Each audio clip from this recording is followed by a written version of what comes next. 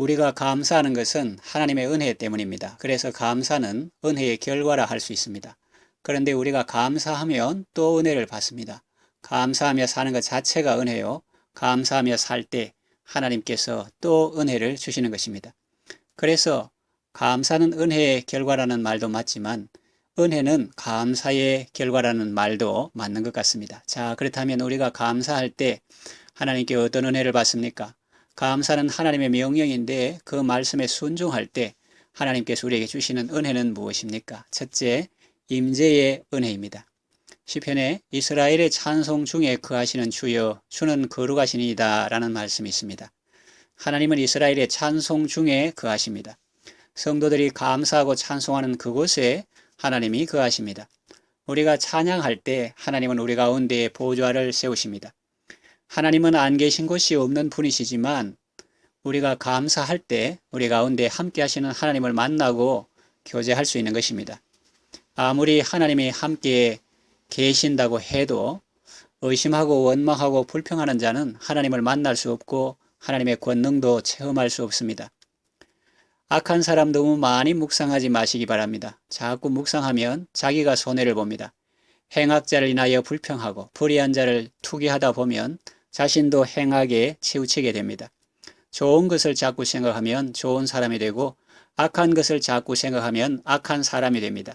그러니 지금까지 살아오면서 만났던 하나님의 사람들을 많이 생각하시고 또 하나님을 많이 생각하시기 바랍니다. 생각과 감사는 영어 단어의 철자도 그렇지만 의미로도 서로 밀접한 관계가 있습니다. 하나님을 생각할 때 감사가 나옵니다. think 할 때 thank 하게 됩니다. 하나님을 의지하여 선을 행하시고 하나님의 성실하심을 먹을거리로 삼고 하나님을 기뻐하는 삶을 사시기 바랍니다. 하나님을 생각하고 감사함으로 하나님 임재하심의 은혜를 누리시기 바랍니다. 둘째, 건강의 은혜입니다.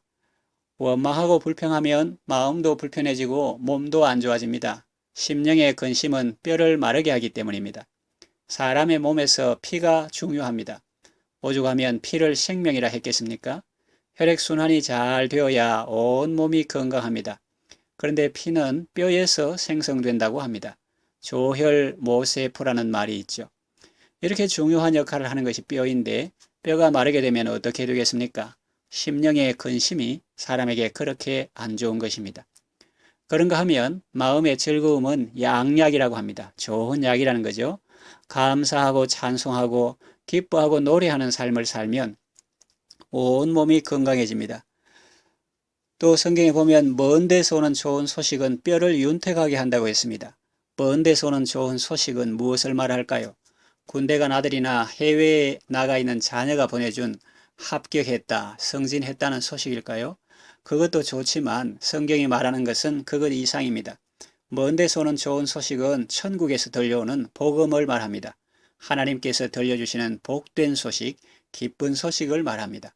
복음의 말씀을 들을 때 그 하나님의 말씀은 우리의 뼈까지 윤택하게 한다는 것입니다. 그러니 여러분 성경을 많이 읽으시고 하나님께서 보내주시는 사랑의 메시지 놓치지 말고 잘 보시고 성령님께서 때를 따라 그 때에 딱 맞게 보내주시는 위로의 말씀, 격려의 말씀, 사랑의 말씀들을 꼭 들으시고 영육이 강건해지시기를 바랍니다. 감사함으로 영육이 강건한 은혜를 누리시기 바랍니다. 셋째, 구원의 은혜입니다. 우리는 믿음으로 구원받습니다. 그런데 그 믿음 중에 최고의 믿음이 감사하는 믿음이지요. 감사는 풍요의 사물도 아니고 환경의 사물도 아닙니다. 믿음에서 나오는 것입니다. 하나님을 믿고 또 예수님을 믿기 때문에 어려운 일을 만나도 근심하지 않고 하나님께 감사하는 거죠. 감사로 제사 드리는 자가 나를 영화롭게 하나니 그 행위를 옳게 하는 자에게 내가 하나님의 구원을 보이리라 했습니다. 신약시대 성도는 더 이상 짐승을 잡아서 죽이는 제사를 드리지 않습니다. 우리의 영원한 대제사장이신 예수님께서 자신을 향기로운 제물로 하나님께 드리시고 하늘 성소에 들어가셨고 영원히 대제사장으로 섬기고 계시기 때문입니다. 신약시대의 성도가 드릴 제사는 감사의 제사요 찬미의 제사입니다. 우리가 하나님께 감사하고 찬양할 때 하나님이 영광 받으십니다. 그리고 그렇게 사는 사람은 하나님의 구원을 보게 됩니다.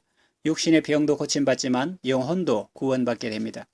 예수님 당시에 한센병자 10명이 예수님의 말씀을 듣고 제사장에게로 가다가 병이 다 나았습니다. 그때 9사람은 돌아오지 않았는데 사마리아 출신 한 사람은 예수님께 돌아와 감사함으로 하나님께 영광을 돌렸습니다. 예수님이 기뻐하시고 그를 칭찬하셨습니다. 그는 육신의 병이 낫는 것 이상으로 큰 은혜를 받았습니다. 하나님이 이스라엘 백성들에게 가나안 땅을 주기로 약속하셨습니다. 그 땅을 정탐하고 돌아온 후 10사람은 원망하고 불평했습니다. 그러나 여호수아와 갈렙은 그렇게 좋은 땅을 자기들에게 허락하신 하나님께 감사하며 믿음으로 나아가 취하자고 했습니다. 원망했던 사람들은 가나안에 들어가지 못했습니다. 그러나 믿음으로 감사했던 여호수아와 갈렙은 약속의 땅에 들어갔습니다. 오늘도 하나님께서 말씀하실 때 믿고 감사하며 순종하는 사람은 참된 안식에 들어갑니다. 그러나 믿지 않고 불순종하는 사람은 참된 안식에 들어가지 못합니다. 여러분은 하나님의 말씀을 들을 때 믿고 순종하고 실천함으로 참된 안식에 들어가시기 바랍니다. 감사함으로 하나님의 구원을 보는 은혜를 받으시기 바랍니다. 말씀을 정리 요약합니다. 은혜 받아서 감사하지만 감사할 때 더 큰 은혜를 받습니다. 그리고 감사하는 것 자체가 사실은 하나님의 은혜입니다. 모두가 살기 어렵다고들 하는 이 세상에 우리가 세상적으로 많이 가진 것도 아니고 많이 배운 것도 아닌데 감사하며 살 수 있는 사람이 되었다는 것 자체가 기적이 아니고 무엇이겠습니까?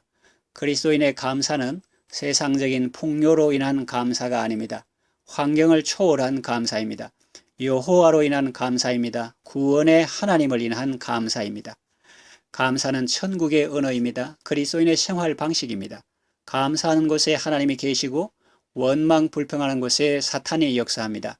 감사하는 곳에 건강과 기쁨이 있고 원망 불평하는 곳에 질병과 고통이 있습니다. 감사하는 사람은 천국에 들어가고 이 땅에서도 참된 안식을 누리지만 원망하고 불평하는 사람은 천국 가기도 어렵고 이 땅에서도 참된 쉼을 누리지 못합니다. 감사는 이토록 중요한 것입니다. 그래서 우리를 너무나 사랑하시는 하나님은 우리에게 부탁도 아니고 권유도 아니고 아예 명령을 하신 것입니다. 사랑의 명령이죠.